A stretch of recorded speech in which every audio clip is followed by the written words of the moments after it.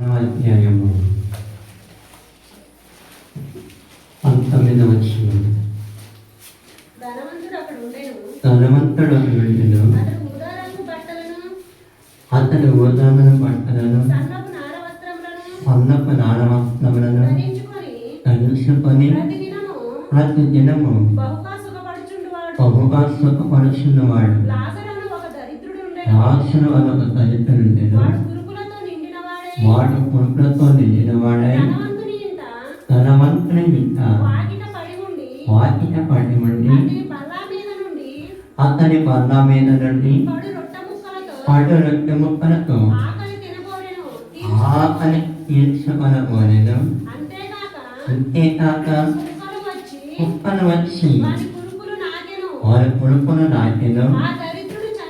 ఆ దరిద్రుడు చనిపోయి దేవదూతల చేత అబ్రహాము నమ్మున ఆనుకొనుటకు కొనిపోబడెను. ధనవంతుడు కూడా చనిపోయి పాతి పెట్టబడెను.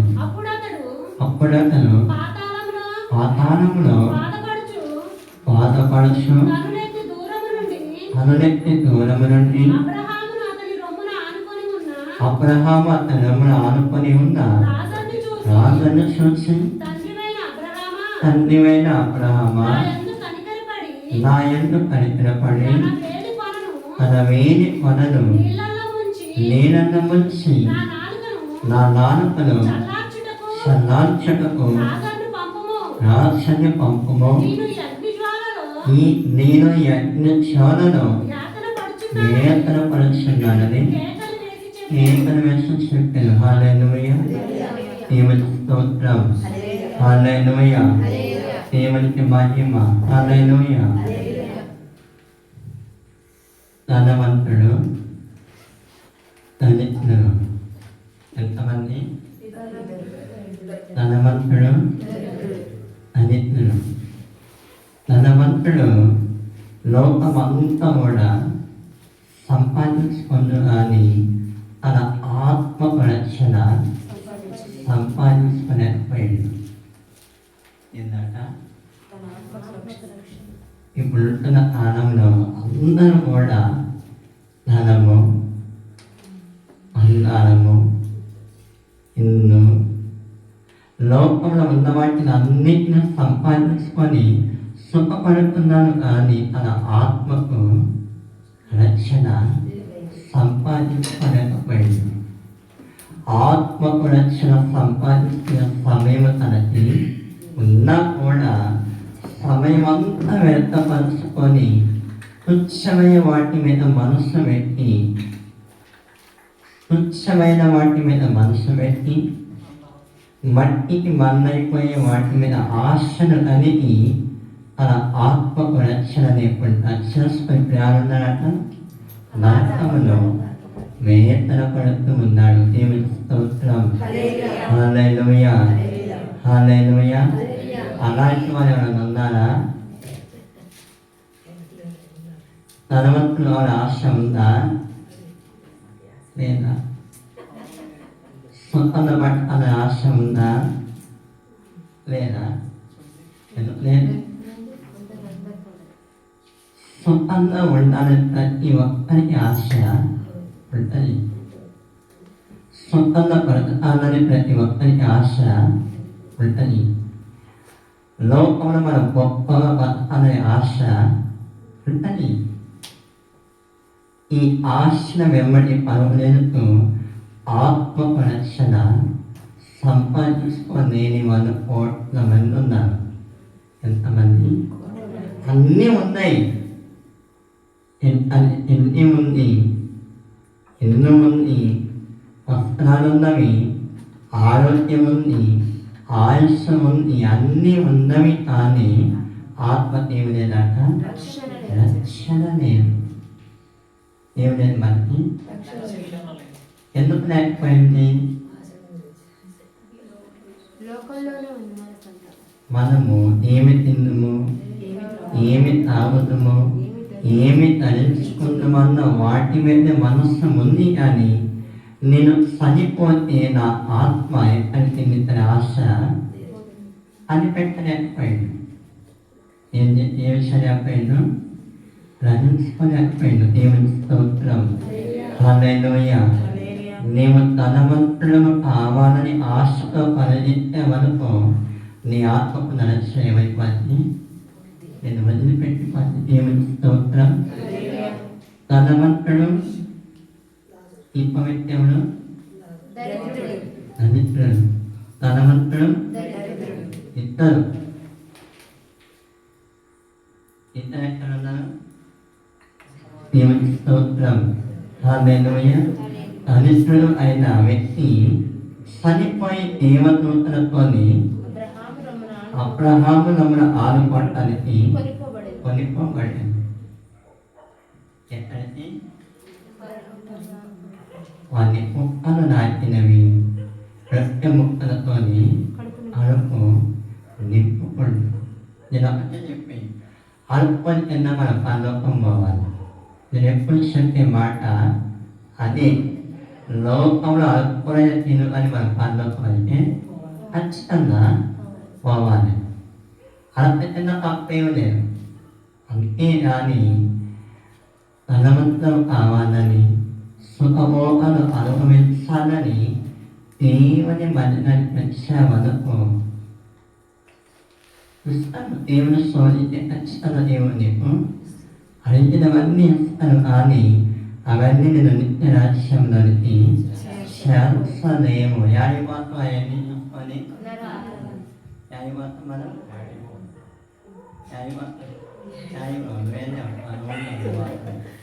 దేవుని స్తోత్రం. హల్లెలూయా. హల్లెలూయా. అని అంటూ ఉన్నాడు. నీ ఆత్మకు రక్షణ ఉందా? ఉందా? మన ఆత్మకు రక్షణ ఉందా? నువ్వు చనిపోతే నీ ఆత్మ ఎక్కింది. నువ్వు చనిపోతే నీ ఆత్మ ఎడుపాలి. పాతాళానిక పరలోకానిక. నీ సమయం అంతా కూడా, నీకు జీవించిన సమయం అంతా కూడా నువ్వు గొప్పగా బతకాలనే ఆశతోని ప్రార్థన చేస్తావు. ప్రయోజనం ప్రార్థన. నాకు ఇల్లు కావాలి, నాకు ఉద్యోగం కావాలి, నా పిల్లలకు మంచి చదువులు కావాలి, భవిష్యత్తు కావాలి, మంచి అల్లుడు రావాలి, మంచి కోడలు రావాలి. అవునా?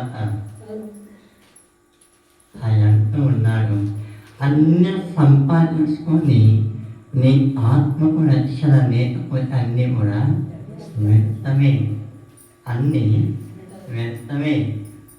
పిచ్చి మొక్కలు తెలియక అది నాది ఇది నాదని పనులు వెళ్తా ఉంటారు. ఏం చేస్తున్నాను?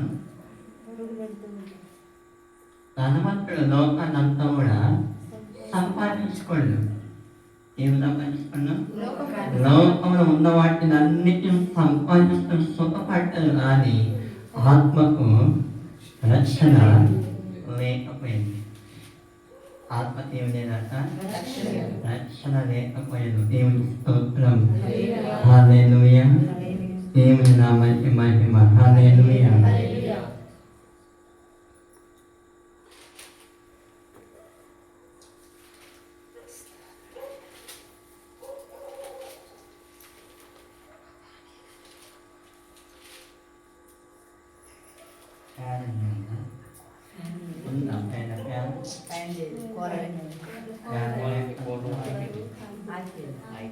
హల్లెలూయా.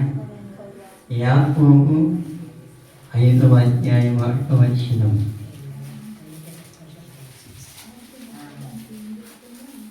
యాకోబు 5:1.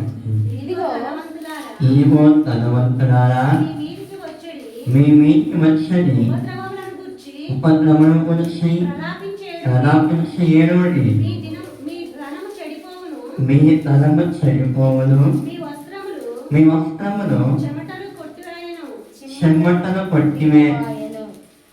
కొట్టినవాయను, మీ బంగారములు మీ వెండియు తుప్పు పట్టినవి, వాటి తుప్పు మీ మీద సాక్ష్యముగా ఉండి సాక్ష్యముగా ఉండి అగ్ని వలె అగ్ని వలె మీ మీ శరీరములను శరీరములను తినివేయును. తినివేయును. అంత్య దినములందు ధనం కూర్చుకుంటిరి. ధనము పోల్చుకుంటుంది. దేవుని స్తోత్రం. హల్లెలూయా. ధనవంతులమే దేవుని రాబోతుంది. ఉపద్రవం. దేవుని రాబోతుంది. ఉపద్రవం. అంత్య దినాలను మన ధనవంతులు ఏమైపోతాట చెడిపోయి మన వస్త్రాలన్నీ కూడా చెమ్మటి పడతాయి. ఆయన అంటూ ఉండు, నీవు బతికున్నప్పుడే నీ ఆత్మకు నువ్వు రక్షణ తెచ్చుకో, నీ ఆత్మను కాపాడుకో. అంతే కానీ నువ్వు నీ ఆత్మకు రక్షణ లేకుండా నువ్వు ఎంత సంపాదించుకున్నా, ఎంత పోగు చేస్తున్నా అదంతా కూడా వ్యర్థము. అదంతా కూడా వ్యర్థమే. ధనవంతులు అవ్వటానికి ఆశ పడవద్దు. దేవుని స్తోత్రం. హల్లెలూయా. దేవునికి మహిమ. హల్లెలూయా. ఇప్పుడు మనకి ఏం కావాలంట? మన ఆత్మకి ఏం కావాలి? ఎలా వస్తుంది? ఎలా వస్తుంది రక్షణ? దేవుని వెంబడించాలి. ఆయన వాక్యాన్ని మనము వెంబడించాలి. దేవుని స్తోత్రం. దేవుని వెంబడించాలి తెలుసా? ఆయన వాక్యాన్ని వెంబడించాలి. వాక్యాన్ని వింటాం కాదు కానీ పాటించే వారిగా ఉండాలి. మనం పాటించాం, వింటాం. వినేవాళ్ళు లక్ష్యంగా ఉన్నారు, పాటించే వాళ్ళ ఏళ్ళ మీద లెక్క పెట్టారు. వినేవాళ్ళు లక్ష్యంగా ఉన్నారు అని పాటించే వాళ్ళని ఏళ్ళ మీద లెక్క పెట్టచ్చు. అలాంటి అంత్య దినములు మొదటి వాడు కనపటివారు, కనపటివారు మొదటి వాడు. దేవుని స్తోత్రం. పిలువబడ్డ వాళ్ళు అనేకులు, ఏర్పరచబడ్డ వాళ్ళు కొద్ది మంది. ఎంతమంది? ఆ కొద్ది మంది మనం ఉన్నావా? ఉన్నావా మనం? లేరా? మీరు లేరా? ఉన్నారా? లేరా? చెప్పండి. దేవుని స్తోత్రం. హల్లెలూయా. హల్లెలూయా. ఏర్పరచబడ్డ వాళ్ళు అనేకులు, వినబడ్డ వాళ్ళు అనేకులు, ఏర్పరచబడిన వారు కొద్ది మంది. దేవుడు ఎంతమంది చెప్పిండు? కొద్ది మంది. అందరు పనులకు రారు. ఎందుకు రారు? ఎందుకు రారు చెప్పండి. 100 పొదలు పట్ట విత్తనము, రాతి నేల మీద పట్ట విత్తనము, లోవ పక్కన పట్ట విత్తనము, మంచి నేల మీద పట్ట విత్తనము. ఇన్ని రకాల విత్తనాలు, ఇన్ని రకాలు ఉన్నాయి. అందుకే మంచి నేల మీద పట్ట విత్తనము నూనంతనుగా ఫలించును. దేవుని స్తోత్రం. హల్లెలూయా. హల్లెలూయా. అందుకే ధనవంతులారా, మీ మీదికి వచ్చేది ఉపద్రవముల గురించి ప్రలాపించండి. ఏడవడి, మీ ధనము చెడిపోవును, మీ వస్త్రమును చెమ్మట్లు కొట్టివను ఆయన. మీ బంగారము, మీ వెండి తుప్పు పట్టినవి, వాటి తుప్పు మీ మీద సాక్ష్యముగా ఉన్నవి. బంగారం ఏంటి? ఏమైపోతుంది?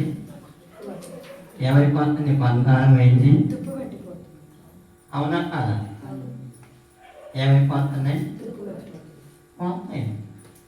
మట్టిలో నుండి తీయబడ్డ ప్రతి వస్తువు కూడా మళ్ళీ మట్టిలోనికి చేర్చబడాలి. మనం కూడా మట్టిలోనికి పోవాలి. ఈ ఆత్మ ఎక్కడి నుండి వచ్చిందో అతనికి ఈ ఆత్మ వెళ్ళిపోవాలి. మన ఉండటానికి రాలేదు. మన నివాసం ఇక్కడ కాదు. మన నివాసం ఎక్కడ? సాక్ష్యం. మన నివాసం ఎక్కడ?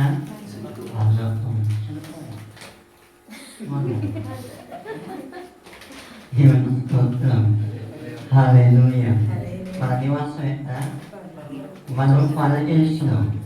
మనం ఎవరు? పరదేశులము యాత్రికులమై ఉన్నాం. కొంత కాలమే మనం ఇక్కడ ఉంటాము. తర్వాత ప్రతి ఒక్కరు కూడా అన్నం వేయాల్సిందే, మట్టిలోనికి పోవాల్సిందే. అన్నం వేయాలి, మట్టిలోనికి, మట్టికి మన్నయి పోవాలి. అంత దేవుడిని ఇచ్చిన కొంత కాలములో ఆయన నమ్మి ఆయన వెంబడించి రక్షణ పొందిని ఆత్మను రక్షణ తెచ్చుకోవాలి. దేవుని స్తోత్రం. హల్లెలూయా. హల్లెలూయా. తనము కావాలా, ఆత్మకు రక్షణ కావాలా? చెప్పండి. ఆయన అంతే అంటారు. నేనా అంతే. అవి వేదాల నుండి వచ్చే మాట. ఆత్మకు రక్షణ కావాలి అన్న నాయవాడ తప్పేట్లేదా? తప్పేట్లే నాయవాడ తప్పేట్లేదా? ప్రార్థన చేస్తున్నారా 3 గంటలు? ఉపవాసాలు ఉంటున్నారా? ఒక నైట్ అంతా దేవుడితో గడుపుతున్నారా? గడపనేవారు. పరీక్షలు పెట్టుకోమని తెల్ల వాళ్ళు పెట్టుకుంటున్నారు. ప్రార్థన చేయవాళ్ళు చేయలేవారు. వాళ్ళతో గొడవ పెట్టుకోమని తెల్ల వాళ్ళు నిలబోలేదు, విలువ నిలబోదు.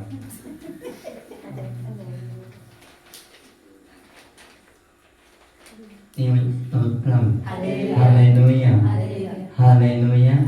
లోకమంతా సంపాదించుకొని తన ప్రాణానికి రక్షణ లేకపోతే నీ సంపాదన అంతా కూడా వ్యర్థమే. నీ సంపాదన అంతా కూడా వ్యర్థమే. దేవుని స్తోత్రం. హల్లెలూయా. చివరి ప్రార్థన చేసుకుందాం.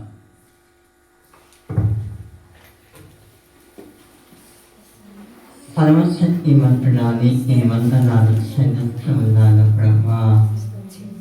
తండ్రి, ఈ కుటుంబానికి, కుటుంబంలో ఉన్నవారి ఆత్మల